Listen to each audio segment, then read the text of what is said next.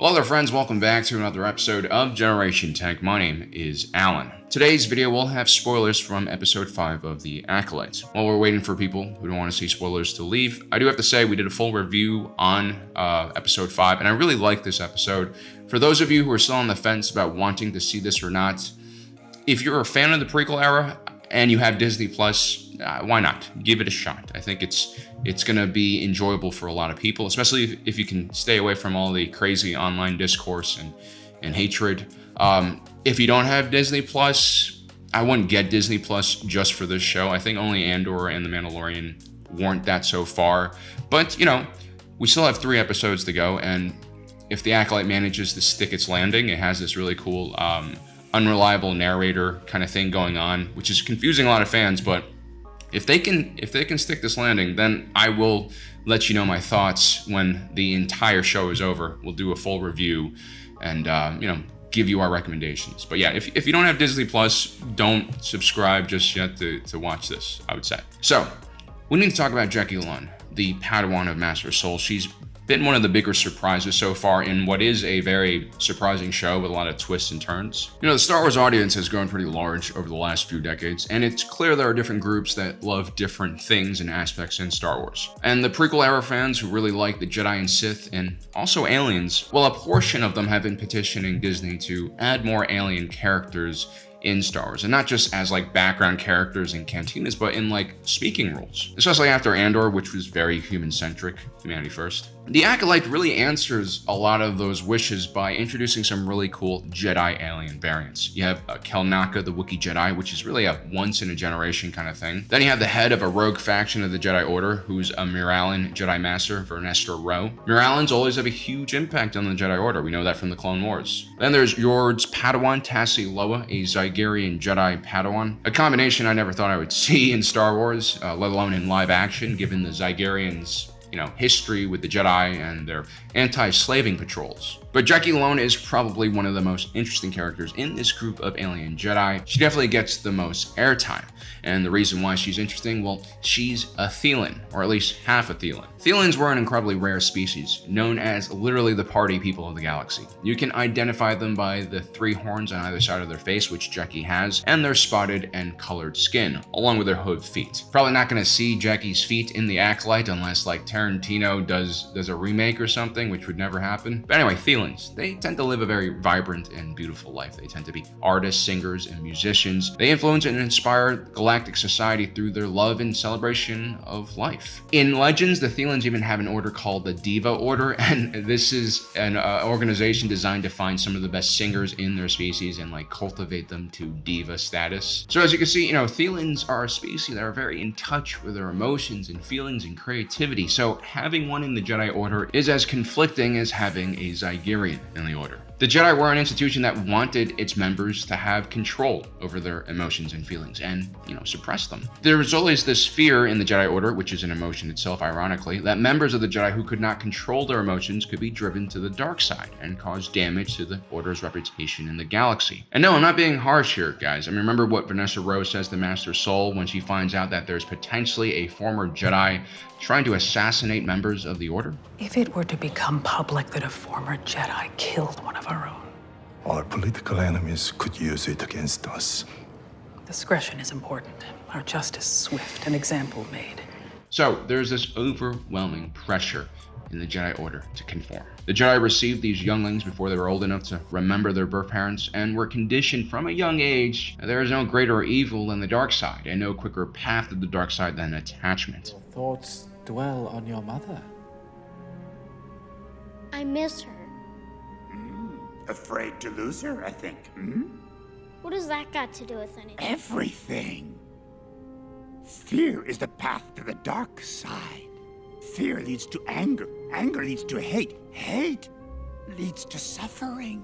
Brainwashing is extremely easy to do to children, and, children, they tend to start forming their first kind of social groups at those younger ages, and there's a lot of groupthink. And so if you brainwash them all to think one way, they're going to start self-enforcing the rules and regulations that the Jedi are giving them. And You know, that's not great. That's not great. And just because they're Jedi, don't for 1 second believe that they're not going to tease or bully individuals who are different from them, who aren't following the rules. I mean, Anakin was ruthlessly teased by his peers for being an emotional individual. And so this is the environment that Jecki grows up in an environment where a Thelan hybrid like herself is going to be under extra scrutiny because people know about what her species are like. If we study Jecki's behavior, she seems extremely mature and wise for her age. She oftentimes is the voice of reason countering the hasty courage of Yord.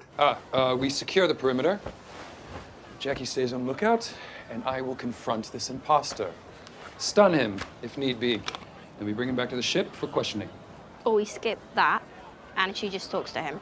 In hindsight, Yord's idea of trying to stun Chimere would have been a lot more interesting, knowing what we know about Chimere. But yeah, Jecki is the rational individual, wise beyond her years. She seems in control of her emotions, but I can tell there's something else going on in her head. You see, there are some really emotional and rash people out there that are also very self-aware, and they understand that their emotions can lead to trouble, to huge mistakes, and so there's a desire there to self-regulate. Now, I know this from personal experience. I can relate a lot to someone like Jecki. I'm very emotional and passionate about things, and especially when I'm writing, it's hard to not go on tangents all the time. Jecki's racial background and the Jedi's culture of repression also impacts her personality and just gives her another reason to self-regulate, to the point where she almost does it too much. And if you closely look at her behavior, you'll start to see cracks emerging in this facade, especially when she talks to Master Soul in one of these earlier scenes. Why do you keep old hollows of your former Padawan? This pastime encourages sentimentality and nostalgia, and both of these emotions can lead... There are a few things at play here. Usually the most zealous individuals when it comes to enforcing a rule are overcompensating because they fear their own impulses. There's actually this Scientific American article written like over a decade ago by this professor from the University of Rochester, where he theorizes that a small portion of anti-gay activists are actually closeted homosexuals. And if you think about it, it makes sense, because like for the average straight person, homosexuality is weird, it's strange, it makes us feel uncomfortable, but to base your entire identity and personality on being homophobic, that's kind of a red flag.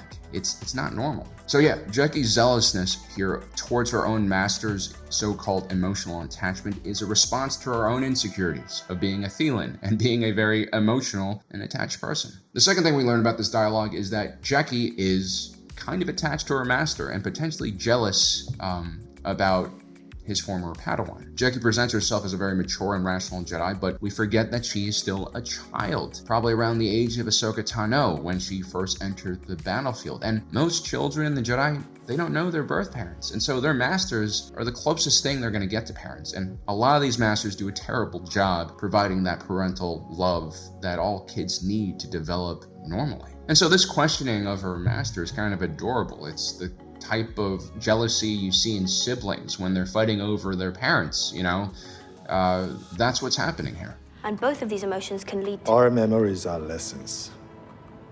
If we don't meditate on the past, we're doomed to repeat it.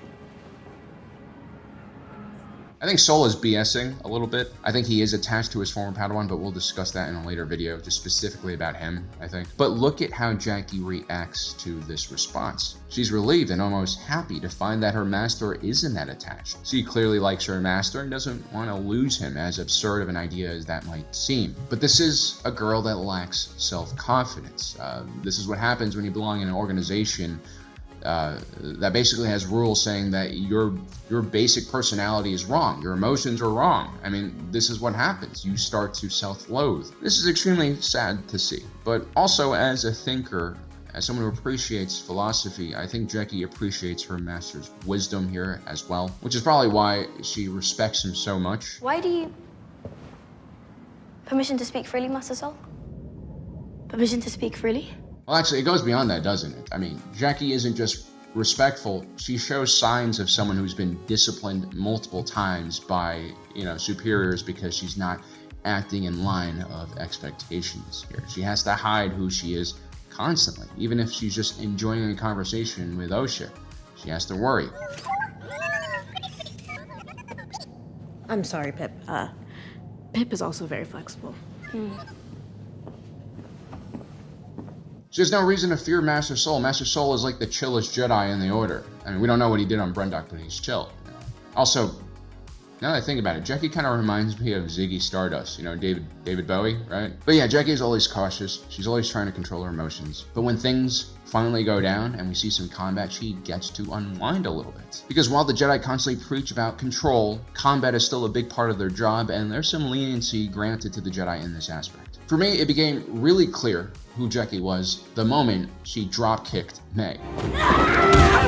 You know, for those of you who've never done a drop kick, it looks cool, but it's like one of the dumbest moves you can do. It does limited damage. I mean, it does damage, but you also usually end up landing on your hip or on your hands and feet if you're quick and agile enough. For me, I always landed on my hip, and you know, after doing that 2 times, I was like, no, I'm done. I'm not doing it anymore. This is not a rational way to attack someone. This is about doing a full send. This is about giving into your emotions and intrusive thoughts. And this is who Jecki is. I mean, she's been suppressing the feeling side of her for so long that this is what she does in her first serious fight with someone. It's kind of awesome. And let me tell you something, if you're an emotional person, if you're passionate about things, you can try to suppress that side of you, but eventually that energy will build up inside and turn into all sorts of negative things like anger, rage, I mean, even anxiety. A lot of anxiety is just the lack of physical and emotional outlets. This is why a lot of people go to the gym and run for their mental health. This is why a lot of people like hitting the heavy bag. It can be, you know, relieving to just, you know, go all out sometimes. I mean, this is why the Jedi's central tenet of keeping your emotions in check is so stupid and damaging. I mean, there are tons of psychological studies that show that checking your emotions often leads to problems that I just talked about, but also makes your emotions even stronger and harder to control. And this is something that really affects men a lot. I mean, we're told by society that we can't express our emotions. We have to be tough. We can't cry. And you know how terrible that is for us, for our blood pressure, for our hearts, for our stress. I mean, we go through a lot of things quietly and alone, and it's not something that women do. They talk with each other about stuff all the time, and it's something that men need to do more, you know, especially in this age when we're on social media talking shit to one another. You know, we gotta watch out for each other. We gotta watch each other's backs and encourage this kind of stuff. Because when you don't let your emotions out, eventually they will find their way out themselves, and you know, sometimes those emotions that come out will be out of control and you'll end up in jail, or you end up doing something stupid like drop kicking someone. And the funny thing is, after that drop kick, Jecki kind of resorts back to some sense of normalcy, and she tries to give May her Miranda rights while handcuffing her. You're under arrest for the murder of Master Indara, the murder of... I mean, that's just hilarious and kind of stupid. The Jedi were really not prepared for this. But yeah, Jecki's emotions really start to get her in trouble when she's fighting someone far more dangerous like Khymr. I mean, when the two start fighting, she initially is stunned and surprised by Khymr's presence. She barely fends off that initial attack. When she gets knocked down and she composes herself, she kind of falls into her more normal rhythm of fighting. We did an entire video where we break down each lightsaber duel in episode 5. Check that out if you're into lightsaber forms and martial arts. We put a lot of effort into that video. But basically, Jecki immediately switches to Ataru, a very aggressive and acrobatic lightsaber form. It's the form that got Qui-Gon Jinn killed. It's like the Capoeira of Star Wars. It's a very high risk, high reward style of fighting. You can do a lot of damage, but you leave yourself very open. It takes really good conditioning. The fact that Jecki chooses this form, though, does show us that she's not only skilled, but she's very aggressive and emotional. I mean, the rational Jedi typically uses Form 3 to tire out their opponents first, like Obi-Wan Kenobi. To go in on the attack immediately, like this, when facing an unknown, super aggressive threat like a potential Sith, well, that takes a lot of courage, but it also requires a lot of aggression and passion, which Jecki has bottled up for quite some time. She's also a teenager, and you know, teenagers are scary, man. All the hormones, the rage, the emotions. Jecki is then sort of forced into Jarkai, which, when combined with a difficult form like Ataru, is even more challenging. This is what Anakin tries to use against Count Dooku during episode 2, and things get out of hand for him immediately. But the fact that Jecki can do this very advanced form while dual wielding is extremely impressive to me. I mean, comparisons to a young Ahsoka Tano are definitely warranted here. I mean, Ahsoka went up against Asajj Ventress during the Clone Wars with very little experience and survived. This is kind of the same thing. Although, as stated before in our breakdown of the lightsaber fights, I think Khymr is not the best swordsman. I think he's more of a tactician,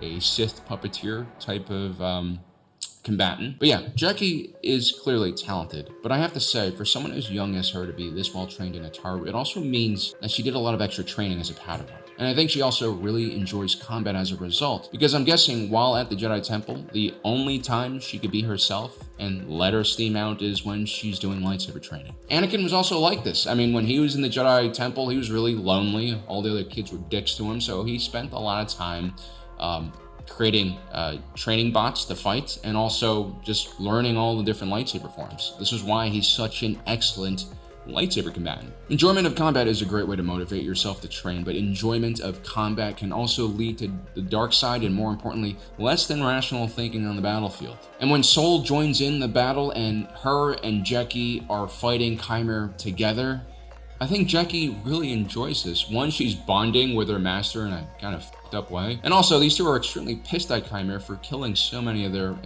colleagues. And it's really at this point that Jecki goes in for the kill, which is not really like her. This is her emotion speaking. She bashes Chimera in the face with the pommel of her lightsaber multiple times. And although this is a non-lethal move, it's a very brutal and harsh move as well. Blunt force is not civilized. Blunt force is giving in to your emotions. We also have to remember that Chimera is using Form 7 Juyo, which is a Sith form of lightsaber combat in which the user feeds off the anger and hatred of his surroundings and projects hatred. It's like a passive buff of anger. And so when you fight a Sith like this, it's very easy to get caught up in their emotions, their hatred. And look at the speed of Jecki towards the end of this fight. She is a blur. She's fully engaged emotionally in this battle. And so when Jecki knocks Chimera's helmet off and he's stumbling, instead of disarming him or waiting for Soul to surround him with her so that they can detain him, she opens her guard and does a ridiculous charge move while screaming. This is very un-Jedi-like, and you know what's even more un-Jedi-like? Look closely at how Jecki swings her lightsaber. She's going for his head. She's trying to decapitate him. And she gets prison shanked as a result. This did not need to happen. I blame the Jedi completely on this. There's no reason to send a child onto the battlefield, into danger. Children are not mentally, physically prepared for taking a life. And they also didn't prepare Jecki, on how to deal with her emotions and control herself in these life or death situations. I mean, this is insanity. She was a child. You brought her here. But it goes beyond that, doesn't it? You know, the Jedi, like any institution, try to create a one-size-fit-all solution for training every youngling that passes through its gates. You know, that would be okay if the Jedi were like the school system or a voluntary organization where, their members get a choice in if they want to join this order or not, but they don't. Most Jedi are recruited as children, babies even, usually with their parents' consent, but also sometimes their parents' house catches on fire mysteriously and they all die in a tragic accident. And because the Jedi do this, because they don't allow these younglings to choose their own path in life, really, it's really on them to tailor this training specifically to each individual to make sure that all of these kids have good outcomes. Someone who is emotional like Jecki Lon or Anakin Skywalker should not be forced to hide their emotions like it's a crime. Instead, they need to be taught how to control their emotions, use it to their benefit when they need superhuman motivation and power, and quiet those emotions when they need to be deadly precise and are fighting a Sith Lord who manipulates people's emotions. You might be saying, well, they don't have the funding for that, or I'm asking for too much here, but then don't take children from their parents at such a young age and force them to be enforcers of the peace. Don't send children onto the battlefield. It's as simple as that. And so, yeah, I blame the Jedi completely for this nonsense, for being unprepared, for not taking these threats seriously, for sending a kid in to do what grown-ups should be doing. This is why I have problems with institutions and not individuals. I applaud Jecki for her bravery, her resilience, her self-awareness, and courage. But I do not fault her for dying. This wasn't her being stupid. There are grown-ups twice her age without her control, intelligence, and discipline. There was a lot of constructive criticism about the Acolyte. The pacing, the dialogue, a lot of the mechanics are kind of wonky, like in a lot of Star Wars shows, if we're being fair here. But I love the portrayal of the Jedi in this show, because it's one of the most honest portrayals I've ever seen. This is what happens when you have an institution with no checks and balances. This is what happens when you have an institution that's beholden to no one but itself. I also have to say, I love the fact that the writers of the show are courageous enough to create such strong characters like Jecki, but also not afraid to just take her away from us. This is a sign of writers who are confident in their abilities to write interesting content, who are not afraid of destroying their own work to make the overall project stronger and more meaningful. I mean, most Star Wars shows in recent times, especially all the Dave Filoni shows, rely on callbacks and legacy characters. All we get here is Ki-Adi-Mundi, and honestly, the way they're incorporating him into this, I think we're gonna really like. I have some theories about what will happen, but yeah, you know, whether the show is great or not, we won't know until the end of this all. But I definitely appreciate the risks they're taking in making a show this different. But anyway, guys, I hope you enjoyed today's video. Don't forget to subscribe. Hit that notification button down below so you don't miss out on the rest of our awesome content. As usual, my name is Alan, reminding you that my allegiance is to the Republic, to democracy. I'll see you next time.